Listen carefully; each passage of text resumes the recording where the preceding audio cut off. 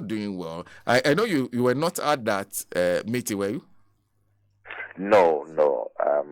On some other assignment. Okay, okay. But are you monitoring the development? And what do you think about the meeting and what was said by your leader and a subsequent statement from the police? The police is suggesting that the routes might not be helpful.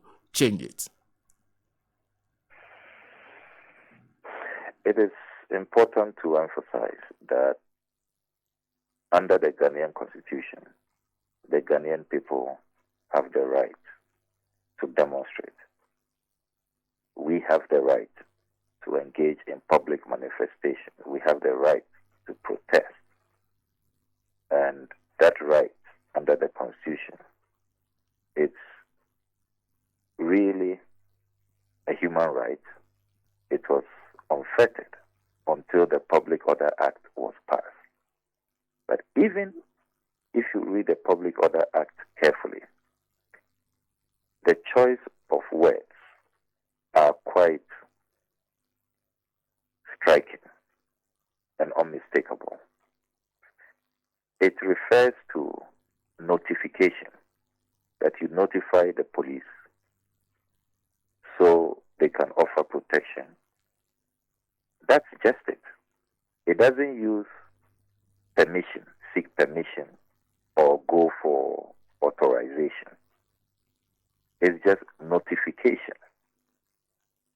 And it is because the Constitution recognizes that public manifestations are essential parts of democracy. The people's democratic will to register their anger, their revulsion, must be protected, just as the people can also decide to endorse or support any conduct or activity or program by their leaders. So the police must understand, and you see, increasingly, the Ghana Police Service thinks that they can place fetters, that they can dictate, that they can give permission and all of that. They cannot. They cannot choose routes. They cannot determine. At best, they can go to court for the matters to be really looked into within the judicial arena. So I take very strong exception to this growing, domineering, and really unconstitutional conduct by the Ghana Police Service. They are being very, very unlawful. They are arrogating to themselves powers that they do not have. And I have no doubt, I've been speaking to leadership of our caucus, and I have no doubt that we are going to be very resolute. This attempt to force demonstrators to go to the Independence Square is totally unacceptable. It's most reckless. It's absolutely unconstitutional. And there's no way we are going to accept this. I mean, just because of the say-so of the Ghana Police Service. I mean, they should show us under what constitutional provision, under what section of the Public Order Act do they have the authority to tell us where we can demonstrate. So these are really, illegal maneuvers by the Ghana Police Service. And the earlier they stop it, the better for all of us. This is the last but one paragraph. The police are waiting to hear from the organizers to enable us provide them the necessary security during the protest. That they're still waiting to hear what you have to say on that. What will be your position? Our position is clear and simple. They cannot dictate to us where to demonstrate and how to demonstrate. The Constitution is very clear. Our duty is to notify them within 5 days, give them a 5-day notice. Notice, not to seek their permission or to seek their pleasure. So that is why they themselves say they are waiting. That's why they know they can't issue instructions. So I can assure you that we remain resolute, and we don't see how. Look, that enclave. I have led demonstrations either as a student leader or as a leading member of the Committee for Joint Action. We have used that enclave. Look, High Street, the Bank of Ghana Street, through Fari School, we have used that street, that enclave, time without number. So when did that place become a no-go area for demonstrations? When? All of us, Komepreku, passed through there when the current president was a leading member of that demonstration. There have been so many demonstrations after.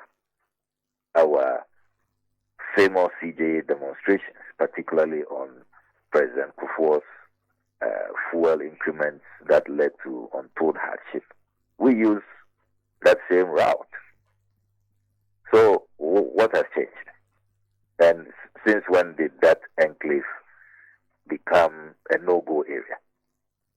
This attempt by unseen hands within government who are responsible for this gross recklessness, mismanagement of the central bank, the bank that should be the lender of last resort, where our reserves are, has been so mismanaged that now we are not talking about reserves, we are talking about losses in excess of 60 billion.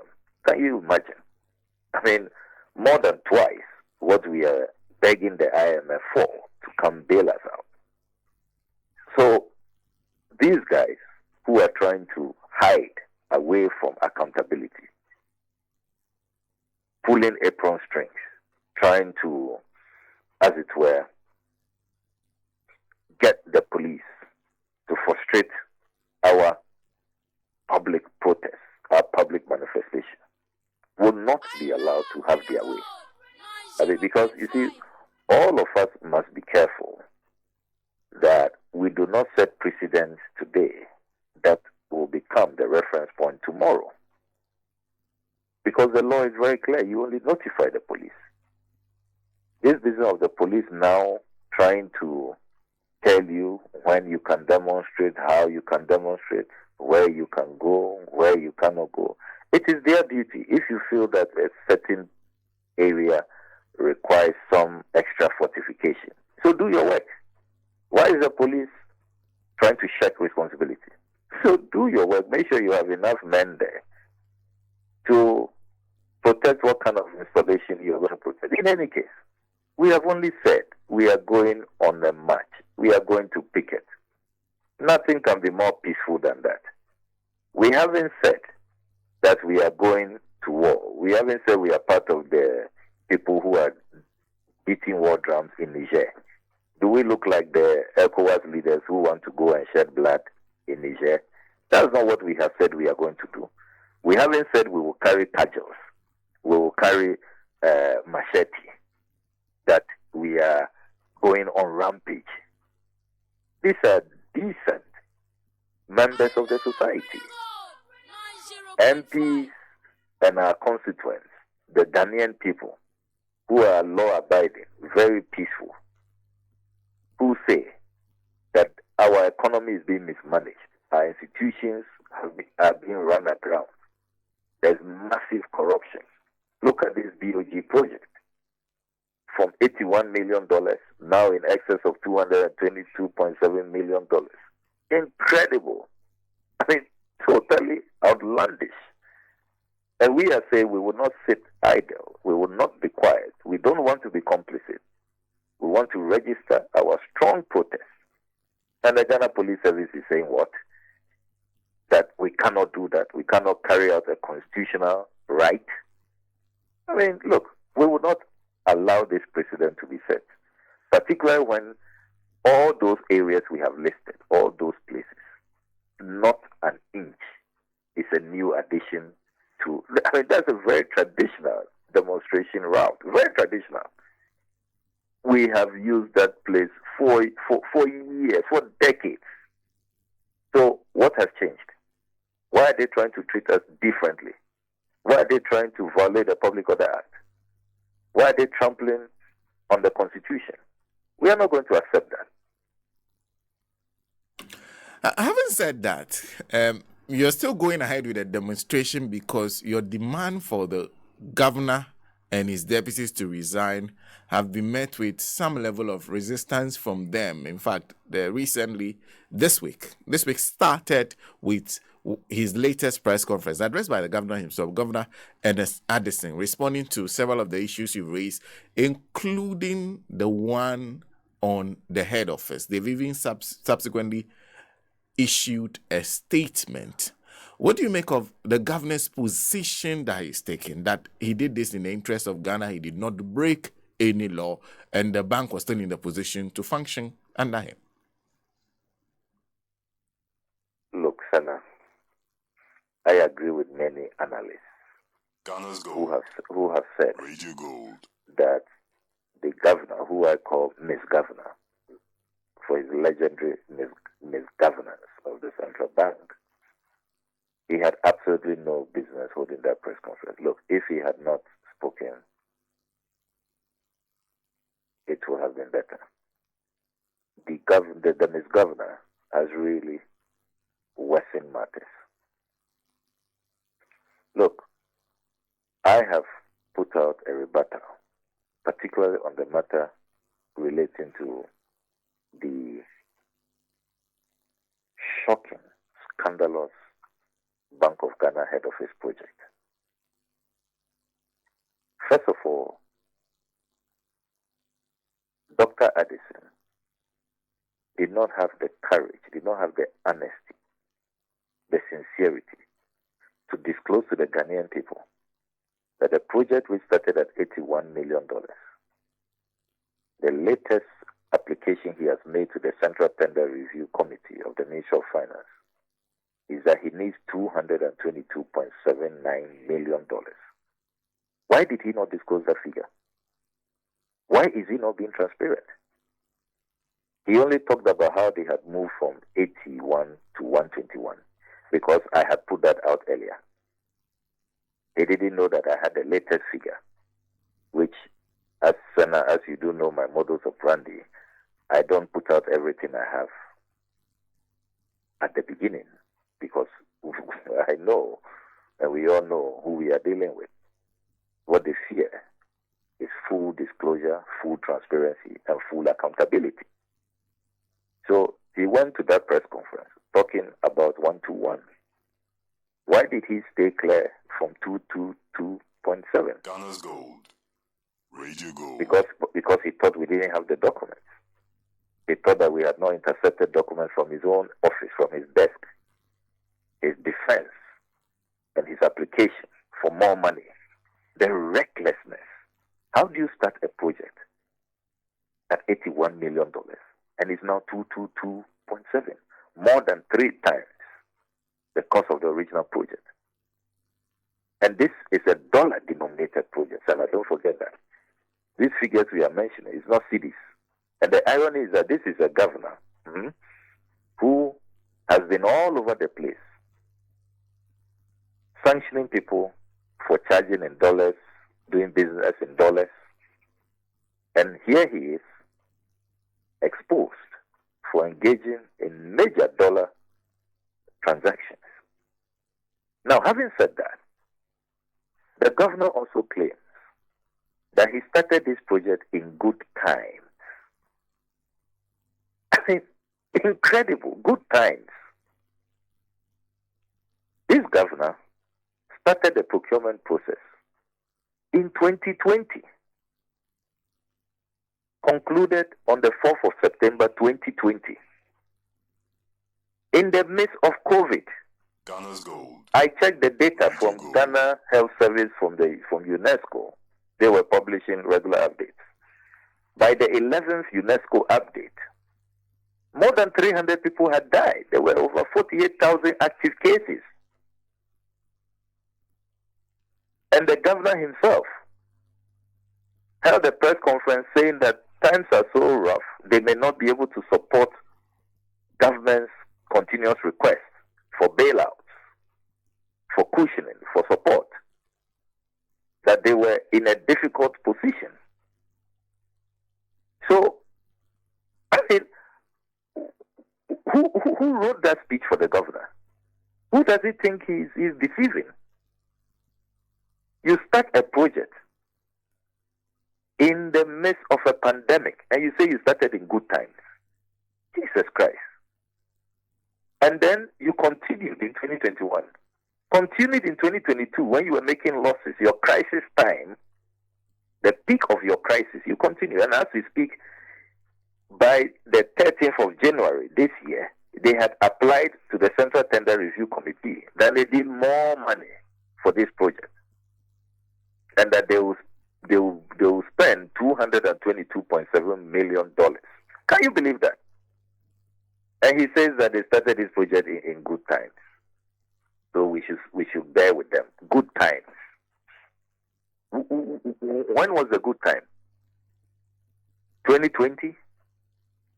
2021 when they continued? 2022? 2023? Then he also says that he has not broken any law. He is not in breach of any law. And then he hides under national security, that this was a national security operation. Oh, Jesus Christ of Nazareth. I mean, when people are dying, when there's a pandemic, you decide that you will build not a hospital, not some emergency ICU or health center, Ghana's Gold. but an office. Radio And you Gold. say national security because you are going to be keeping money and gold and national security. Meanwhile, all the laws, he himself, the letters he wrote, I have all the letters from his office. I've been publishing them. The letters he himself wrote to the PPA and to the Central Tender Review Committee seeking approval. The grounds he gave, the laws he quoted, Section 38, Section 72(5)(b) of Act 663, the Public Procurement Act. All those provisions have nothing to do with national security. Nothing. One of them, the law he relied on, Section 72(5)(b), to sole source multi-card, was that there was an emergency, a catastrophe. So, blatant untruths.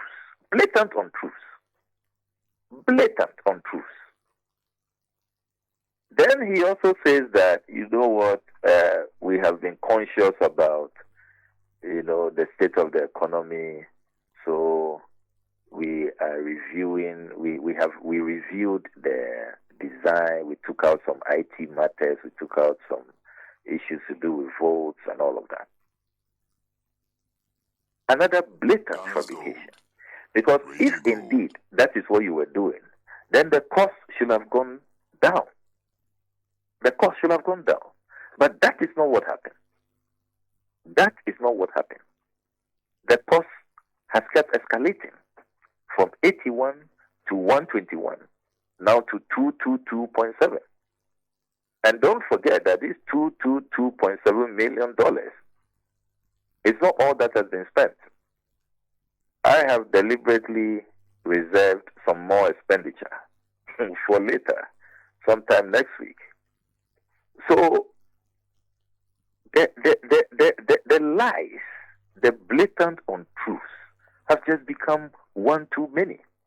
Now, Sana, you also observe that this morning I have published the executive instrument signed by the former lands minister, the Honorable Anso-Chireme, on behalf of President Akufo-Addo, under the command of President Akufo-Addo.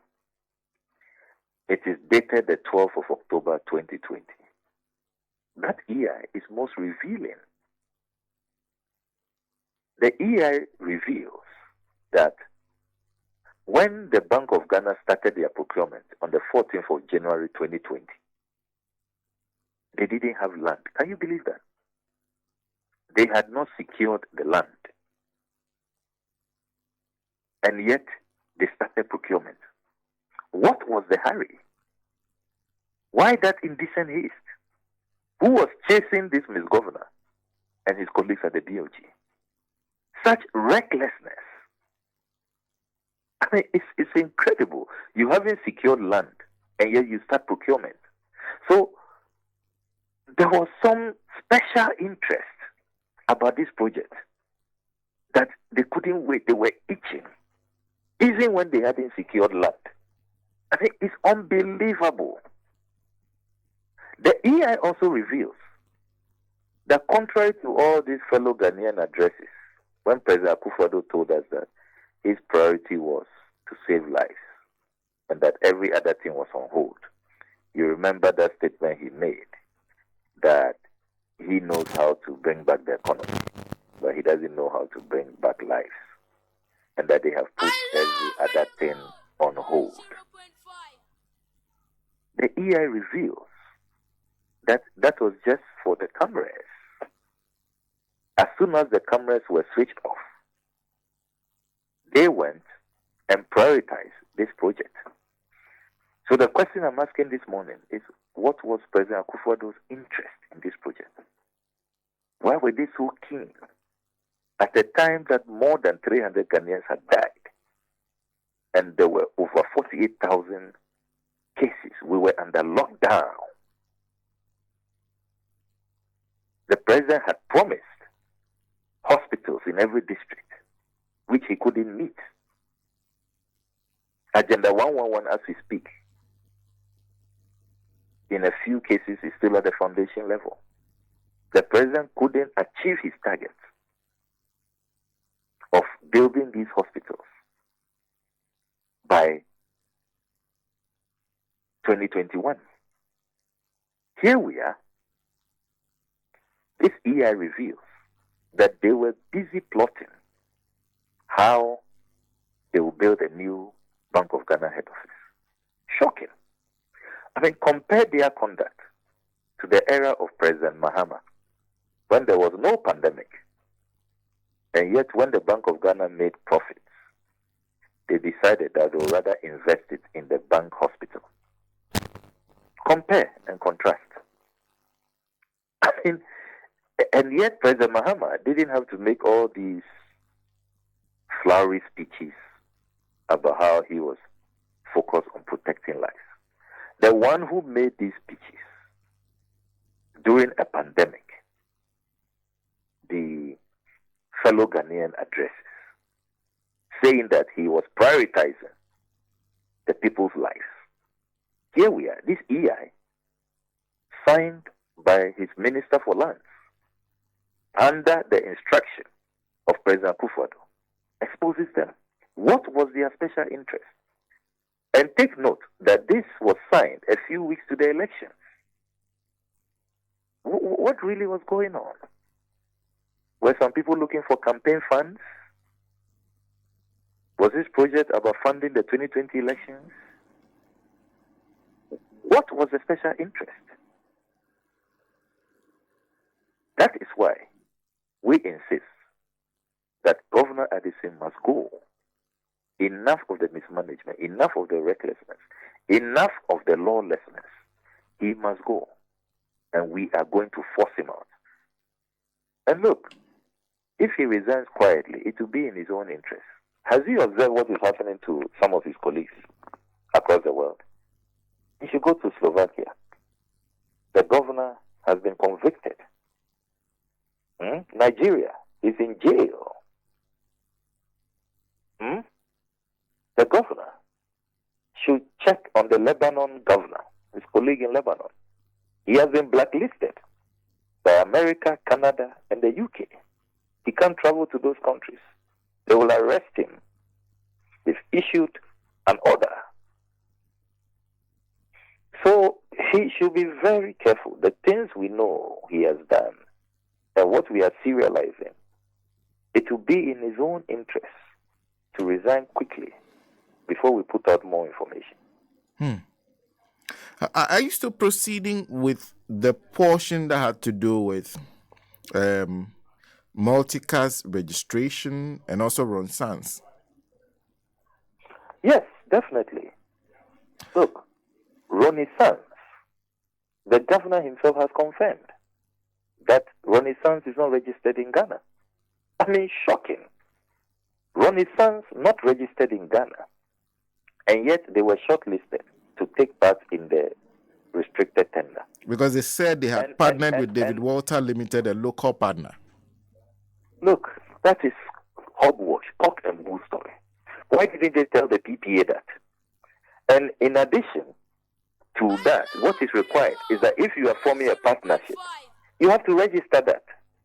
Because you see, the reason why you must be registered, Section 23 of the PPA Act is very clear. So that you can be registered to pay taxes, you can get your needed certificates, even from works and housing and all of that. There's a whole requirement why you must be registered. Read Section 23 of the Act. And look, even for all the atrocities that the National Cathedral managers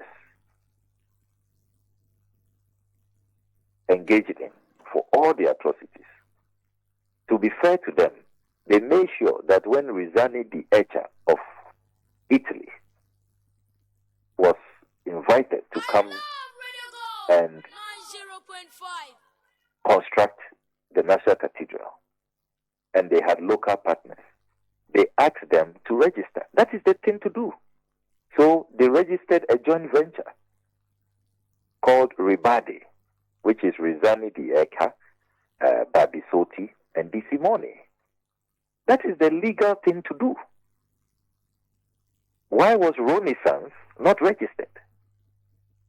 And this business of the partnered, why was PPA not informed? Why are they smuggling that in now? Who do they think they are deceiving? So whether they even partnered with Walter, whoever that chap is not an excuse.